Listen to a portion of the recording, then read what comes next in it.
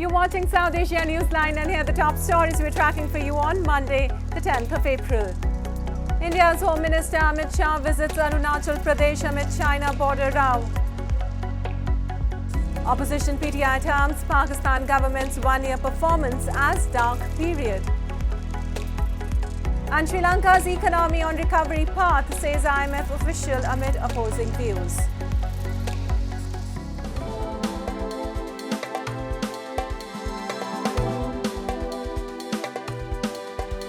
India's Home Minister Amit Shah on Monday visited the country's northeastern state of Arunachal Pradesh and launched the Vibrant Villages program in Kibithoo, a village along the India-China border. The two-day visit is crucial as it comes days after China renamed 11 places in Arunachal Pradesh, claiming the region as its own territory. India has objected to the claims, saying that the inventive names will not alter the reality. Shah on Monday also inaugurated 9 micro-hydel projects in the border village.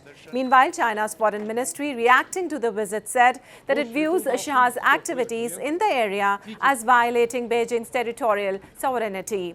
China and India have had several skirmishes over their border, and clashes in mountainous regions in recent years have seriously strained ties. हमारी नीति स्पष्ट है, हम सबसे शांति चाहते हैं, मगर हमारे देश की एक इंच भूमि पर भी कोई अतिक्रमण नहीं कर सकेगा। हमारी सेना और हमारी सीमा इसके सम्मान के साथ कोई समझौता नहीं कर सकेगा। ये हमारी सरकार की नीति है, नरेंद्र मोदी सरकार की नीति। Hospitals across India, both public and private, conducted mock drills on Monday to check the preparedness against the deadly coronavirus amid a significant surge in infections across the country. On the first day of the two-day exercise, dummy patients were brought from ambulances to hospitals following a protocol. The time duration till the patient gets admitted was also recorded. Health Minister Mansukh Mandavia visited the RML hospital in capital New Delhi to inspect the mock drill there. India logged 5,818 new coronavirus cases on Monday, taking the active case load to 35,199. Despite the surge in cases, hospitalization rate has still been low. Doctors have said not following COVID-appropriate behavior and the change in weather have contributed to an ideal environment for viruses to thrive. And after a year since Pakistan's former Prime Minister Imran Khan was ousted in a parliamentary vote, his opposition PTI party has issued a white paper and termed the ruling regime days as dark period. The 51-page document accuses PM Shehbaz Sharif's government of human rights violations, with details of police operation at Khan's Lahore residence and detentions of supporters. Statistics related to economic destruction and inflation have also been included. Imran Khan, in a video message, lambasted the ruling coalition for downward spiraling the economy. He also threatened to take to streets if re-elections are not held, as per court orders, which the government is reluctant to comply. Well, former government employees in Pakistan-occupied Kashmir recently staged a demonstration to demand the promised hike in their pensions by the Pakistan government. They accused Islamabad of being apathetic towards their plight. Scores of former government employees and pensioners in Pakistan-occupied Kashmir recently held a protest to demand a 100% increase in their pensions from the Pakistan government. The protesters lamented the soaring inflation has already shaken their domestic budgets, but Islamabad has remained apathetic towards their plight. They said they have been holding demonstrations since last year, but no official has come forward to even hear their pleas. वैसे भी आपका ये फर्ज आयद होता था कि किसी ने कहा अगर कोई मसला है तो आप उससे पूछ लें कि आप क्या चाहते हैं। तो मैं समझता हूँ कि ये भी हमारे साथ ज्यादती है। चीफ सेक्रेटरी साहब ने आज तक हमारे साथ मुलाकात नहीं की है। रोज कभी पेट्रोल महंगा, कभी डीजल महंगा, बिजली महंगी, सारा कुछ महंगा, तो तनख्वाहें और ये पेंशनें ये क्यों नहीं बढ़ा रहे हैं? हुकूमत अपने लिए सब कुछ कर लेती है और दूसरों के लिए कुछ नहीं करती।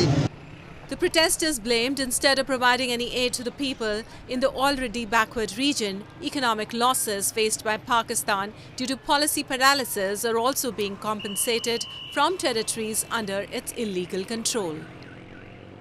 The International Monetary Fund, IMF Senior Mission Chief for Sri Lanka, Peter Breuer, has said the crisis-hit island nation is on a path of economic recovery. In a video presentation shared on YouTube, Breuer said that after years of increasing economic problems and policy mistakes, Sri Lankan authorities have put together reforms to raise government revenue, stabilize prices and build up foreign reserves. It came amid concerns by opposition parties which are blamed that the government has been trying to satisfy the global lender without considering the ground reality. The IMF has approved nearly $3 billion bailout to the cash-strapped nation over the next 4 years. Sri Lanka is expected to kick off a reworking of part of its domestic debt this month, which aims to finalize it by May. And the buzzing sounds of the automatic needles echoed the halls at the International Nepal Tattoo Convention, which saw artists inking intricate designs on body parts of hundreds of enthusiasts. The 10th edition of the event, held over the past weekend, hosted a total of 97 stalls and received an overwhelming response in the country, where tattoos still remain a taboo.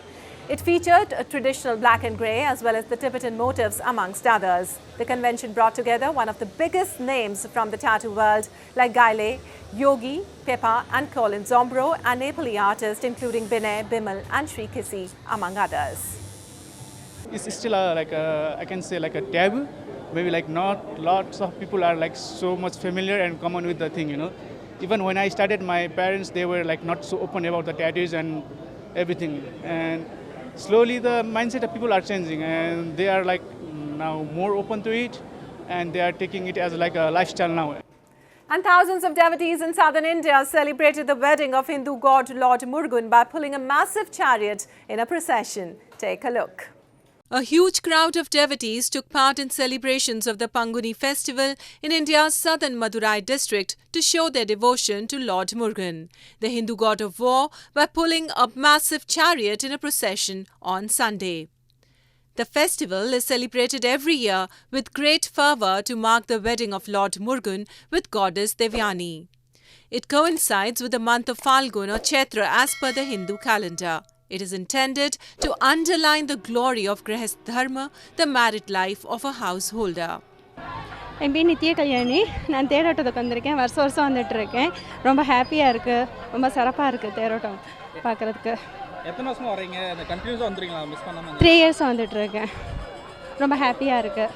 தேர்லாம் பார்க்க எப்படி feel ஆகுது? ரொம்ப இதாக இருக்குது. பிள்ளைங்களும் கூட்டிகிட்டு வர்றதுக்கு ரொம்ப என்ஜாய்மெண்ட்டாக இருக்குது. ரொம்ப சந்தோஷமாக இருக்குது. The festival has 6 major events that take place over 15 days, the most popular being the symbolic wedding of the gods, followed by the chariot festival. Well, that's all in tonight's edition. We'll see you same time tomorrow. Good night.